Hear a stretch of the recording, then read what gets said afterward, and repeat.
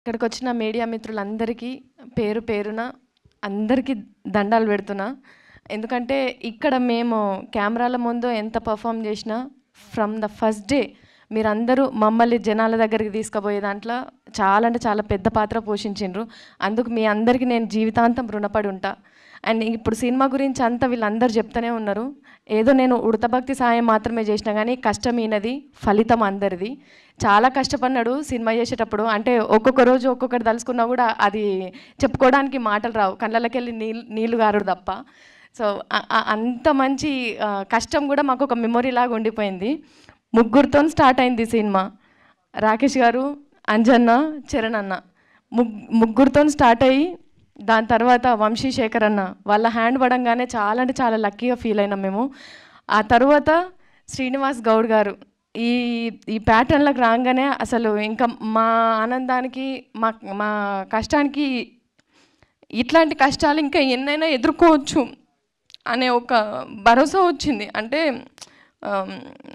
ఒక మంచి జరిగేటప్పుడు ప్రకృతి దానంతట అదే అన్నీ క్రియేట్ చేసుకుంటుంది అన్నట్టు.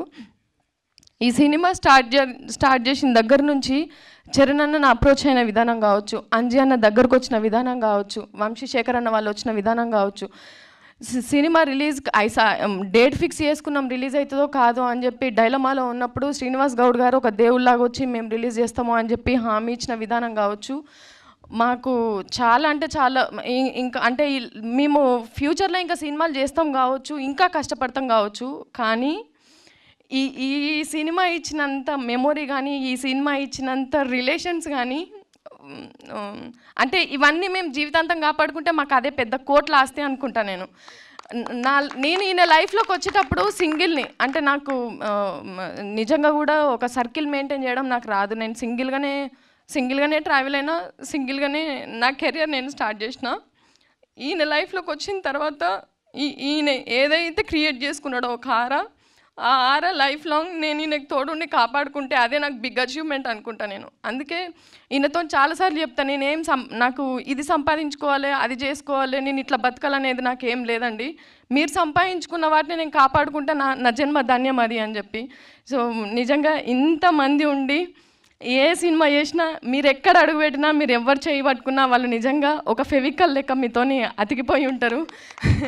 మిమ్మల్ని వదులుకోవాలని ఎవరు అనుకోరు. అంటే ఒక ఫ్రెండ్ లాగా లేకపోతే ఒక రిలేషన్ లాగా వచ్చిన వాళ్ళే మిమ్మల్ని వదులుకోవడానికి ఇష్టపడకపోతే, నేను మిమ్మల్ని కష్టంలో వదిలిపెట్టి మీరు కష్టం మీరు పడండి, ఫలితం వచ్చిన తర్వాత మనం అనుభవిద్దాం కదా అని నేను ఎట్లా అంట. అందుకే ప్రతి దాంట్లో కూడా నేను ఉండాలనే స్వార్థంతో ప్రతి మూమెంట్లో కూడా నేను ఉండాలి, నేను ఉంటే కొంచెమన్నా నేను షేర్ చేసుకొని ఆయనకు తలనొప్పి తగ్గించేదాన్ని అయితే కావచ్చు కదా అని ప్రతి దాంట్లో కూడా నేను బిడ్డను వేసుకొని తిరుగుతున్నాను అనమాట. చాలామంది అంటున్నారు, అంటే సినిమా ప్రమోషన్స్ కదా చిన్న పాపను పట్టుకొని ఇంతగానో అది చేయడం అవసరమా అట్లా అని చెప్పి. కష్టపడుతున్నది నా భర్త కదా, ఎదురింటోళ్ళు పక్కింటోళ్ళు అయితే నిజంగానే సుట్టం సూపు లెక్క పోతుంటేనేమో, కానీ నా పెన్మిటి కాబట్టి నేను పక్కకుంటేనే ఆ ధైర్యం నాకు ఉంటుంది అనే ఒక ఆశతోని ఇట్లా పోతున్నా. సో సినిమాలో పనిచేసిన తండ్రిగా పనిచేసిన లోహిత్ అన్న నన్ను ఇక్కడ కూడా నన్ను మాట్లాడినారా, ఇక్కడ కూడా నన్ను తొక్కేస్తారా మీరు, మాట్లాడియండి నన్ను కొంచెం.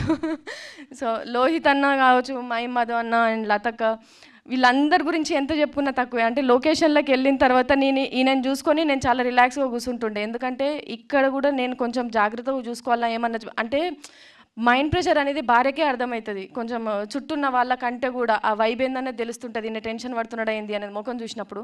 కానీ నేను లొకేషన్లో ఉన్నప్పుడు కొంచెం రిలాక్స్గా ఉంటే, ఎందుకంటే నేను చూసుకున్న దానికంటే 100% వీళ్ళు చాలా అంటే చాలా కేరింగ్గా చూసుకుంటుండే. సో ఎస్పెషల్లీ అంజీ అన్న అండ్ చరణ్ అన్న, మీరు ఈ సినిమాకు దొరికిన అదృష్టం అనుకుంటా నేను. ఎందుకంటే అన్నాని ఏ ముహూర్తంలో పిలిచిండో కానీ సొంత తమ్ముళ్ళని ఎట్లా చూసుకున్నారో అంతకంటే ఎక్కువ చూసుకున్నాడు. సో నీకు ఈ సినిమా వరకు మాత్రమే తమ్ముడు కాదు, జీవితాంతం తమ్ముడే. అన్నిటిని భరించాలి, అన్నిటిని తట్టుకోవాలి, ఏ రాత్రి ఫోన్ వచ్చినా ఎత్తాలి, ఏ రాత్రి మెసేజ్ పెట్టినా రిప్లై ఇవ్వాలి. సో అట్లుంటుంది మనతోని. Thank you so much. మళ్ళీ ఒకసారి నేను అంటే పేరున అందరు చెప్పిండ్రు కదా, మళ్ళీ నేను చెప్తే ఇప్పటికే లేట్ అయిపోయిందని చెప్పేసి మా ఆయన పక్కకుండి చేతులు కాళ్ళు కళ్ళు పిసుకుతుంటారు. So thank you so much అందరికీ.